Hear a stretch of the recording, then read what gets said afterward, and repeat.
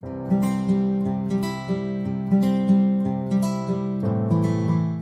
हम लोग इस वीडियो में असंतुलित व्हीटस्टोन सेतु के कुछ सवाल और समझते हैं।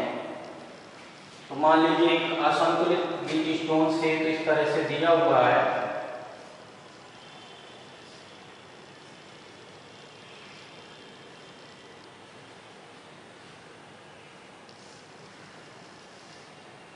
पाँच ओम, 10 ओम, 5 ओम, 10 ओम, 5 ओम। इस तरह से मान लीजिए व्हीटस्टोन सेतु एक दिया हुआ है, ए बी सी और ये डी हो।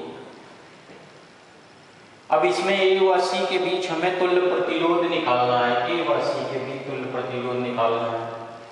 अब इसमें कोई भी सेल नहीं लगाया गया, केवल इतना ही दे दिया जाए कि दिए गए परिपथ में ए और सी के बीच तुल्य प्रतिरोध की गणना कीजिए। तो इसमें हम लोग पहले ये चेक करेंगे कि ये व्हीटस्टोन से संतुलित है कि नहीं। तो संतुलित के लिए इसको P बोलते हैं, इस प्रतिरोध को Q बोलते हैं, इसको R बोलते हैं और इसको S बोलते हैं। तो हम लोग पहले P/Q निकालेंगे। तो P/Q आ जाएगा आपका 5/10, यह आ जाएगा 1/2 और R/S निकालेंगे तो आ जाएगा 10/5 यानी 2। तो इस तरह से P/Q not equal to R/S, अतः दिया गया जो व्हीटस्टोन सेतु है वह असंतुलित है। तो अनबैलेंस व्हीटस्टोन सेतु है, ये ब्रिज है। अब अनबैलेंस व्हीटस्टोन ब्रिज में हम ए व सी के बीच तुल्य प्रतिरोध निकालना चाह रहे हैं। इसमें कोई सेल नीचे नहीं जोड़ा गया। तो अब इसके लिए हम लोग ऐसा करते हैं कि बिंदु ए के विभव को हम लोग V मान लेते हैं और बिंदु सी के विभव को हम लोग पृथ्वी से जोड़ देते हैं और 0 मान लेते हैं। अब बिंदु बी का जो विभव है उसको VB ले लेते हैं, बिंदु डी का विभव VD ले लेते हैं। पहले भी किया जा चुका है इस तरह से। तो अब हम लोग केवल ए व सी के बीच, तो अब यहाँ पर हम लोग ये B से चलने वाली एक धारा को हम लोग यहाँ से I1 ले लेते हैं, यहाँ से I2 ले लेते हैं, यानी कुल धारा जो होगी A और C के बीच में वो है I1 और I2 होगी, I1 प्लस I2। अब यहीं पर I1 I2 के बंटवारे होते रहते हैं। तो मान लीजिए यहाँ पर I3 धारा गई तो यहाँ पर बचेगी I1 माइनस I3 और ये दोनों धाराएं I2 और I3 मिलकर इसमें आ जाएंगी। तो ये बच जाएंगे I2 प्लस I3 और यहाँ पर फिर से धाराएं यहाँ पर I1 I2 के बराबर हो जाएगी, यानी यहाँ पर जो धारा हो जाएगी I1 प्लस I2 के बराबर। तो इस तरह से हम लोग कर लेते हैं। इसके बाद हम लोग करते क्या है कि बिंदु B के विभव को अर्थात VB को उच्च मानकर इस धारा, इस मार्ग में धारा, इस मार्ग में धारा और इस मार्ग में धारा का योग 0 दिखा देते हैं। इसी तरह से बिंदु डी के विभव को उच्च मानकर इस मार्ग में धारा, इस मार्ग में धारा, इस मार्ग में धारा को योग को 0 दिखा देते हैं और VB और VD के मान V के पदों में निकाल लेते हैं। तो अब देखते हैं यहाँ पर हम लोग मान लेते हैं। अब देखिए यहाँ पर B और A के बीच जो धारा होगी वह विभवांतर यानी VB माइनस B अपान प्रतिरोधार, ये इसमें धारा आ जाएगी, I1 हो जाएगी, प्लस इसकी धारा निकालेंगे तो आ जाएगा VB minus BD upon 5 plus अब उस मार्ग में देखें तो आ जाएगा VB minus 0 upon 10 is equal 0 कर लेंगे। और इस तरह से ये पूरा 5 से डिविजिबल है तो 5 से डिवाइड कर देंगे इसको और ये अब 2 से इसका मल्टीप्लाई कर देंगे तो यहाँ पर हर भी 2 हट जाएगा। तो 2 से मल्टीप्लाई करने पर तो आ जाएगा 2VB minus 2V plus 2VB minus 2VD plus VB is equal 0। तो एक समीकरण यहाँ पर V के टर्म VB और VD और V के टर्म में आ जाएगा। तो 2VB 4VB और 1 5VB तो आ जाएगा 5VB माइनस 2VD और इज इक्वल टू 2V कर लेंगे। क्वेश्चन नंबर 1 डाल देंगे। इसी तरह से अब हम लोग D के विभव को उच्च मानकर हम लोग निकालेंगे तो VD माइनस B, आयतन धारा निकालने के लिए VD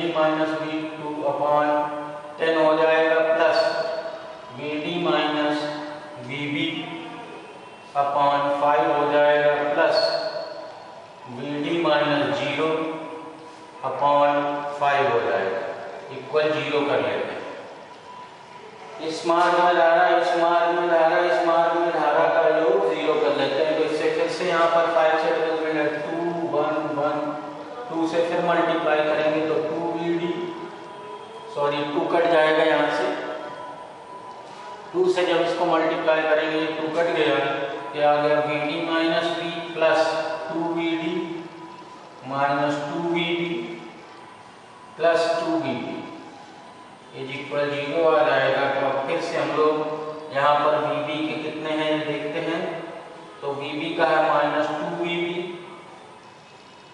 और VD के हो जाएंगे, एक ये हो गया 2 और 2 4 और एक 5 प्लस का 5VD इज इक्वल टू इस B को हम लोग इधर कर देंगे तो ये आ जाएगा V, समीकरण नंबर 2। अब समीकरण 1 और 2 को हम लोग हल कर लेंगे। तो 1 और 2 को हल करने के लिए हम लोग इसमें से 2 का गुणा कर लें और इसमें 5 का गुणा कर लें। तो इक्वेशन नंबर 1 में 2 का गुणा करने पर तो यह आ जाएगा, इसमें से 2 का गुणा कर लेंगे तो 2 का गुणा जब करेंगे तो आ जाएगा 10VB minus 4VD is equal 4V और जब हम लोग इसमें 2 का गुणा कर लेंगे तो आ जाएगा माइनस 5 का गुणा करेंगे, सॉरी 5 का, 5 2 सा 10 माइनस 10VB और माइनस का 10V 25 माइनस का 25VD इज इक्वल 5V आ जाएगा।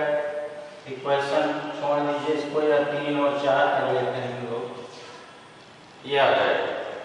अब इसको हम लोग जोड़ लेंगे तो ये आ जाएगा, ये कट जाएगा और ये आ जाएगा आपका, ये 5VD प्लस का है, प्लस का रहेगा यहाँ पर। तो 25 में 4 गए, 21VD इज इक्वल 9V आ जाएगा।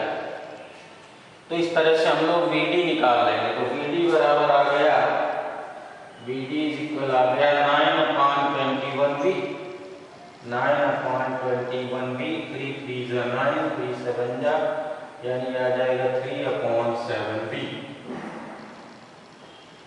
अब इस VD का मान समीकरण 1 में रख लेते हैं हम लोग और VB निकाल लेते हैं। तो समीकरण 1 से आ जाएगा 5VB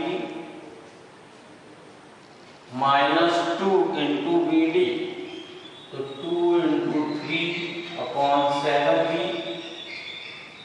इक्वल आ जाएगा 2V के।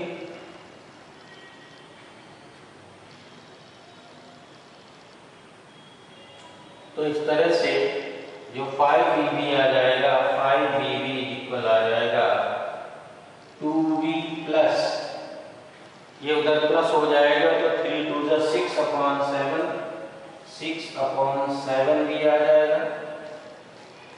अब इसका मल्टीप्लाई हो जाएगा आपका 7 2 14, 14 और 6 20, 20/7। तो 5VB इक्वल आ जाएगा, 5VB इक्वल आ जाएगा 20/7V। तो 5 से 20 को काट देंगे तो यहाँ आ जाएगा 4।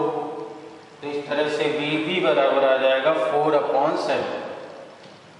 अब हम लोग इस तरह से VD और VB निकाल लेंगे।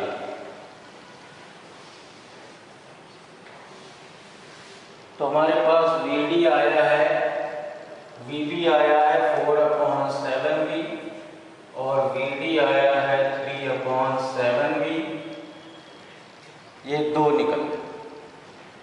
अब हम लोग इसमें इस मार्ग में बहने वाली धारा निकालेंगे तो I1 इक्वल हो जाएगा विभवांतर V माइनस VB अपॉन प्रतिरोध हो जाएगा रेजिस्टेंस 5 से डिवाइड कर लेंगे तो आ जाएगा V minus VB 4/7V upon 5। तो I1 इक्वल आ जाएगा 7 में 4 3V/7, 3V/7 5 35 एम्पियर। और अब हम लोग AD मार्ग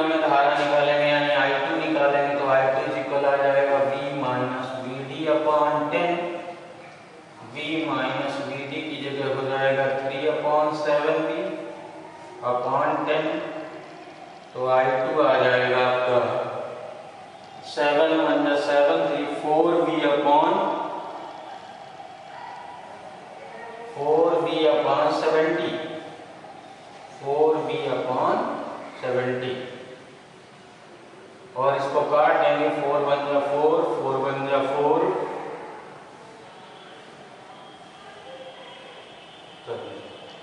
2 से डिविजिबल है, 2 से काटेंगे इसको हम लोग 2 से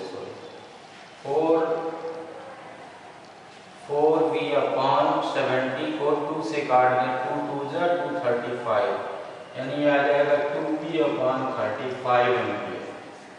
इस तरह से हमें I1 I2 दोनों धाराएं मिल गई। अब इनको दोनों को जोड़ लेंगे तो कुल धारा निकल आएगी। तो कुल धारा I बराबर हो जाएगा I1 + I2, तो यह आ जाएगा आपका 3v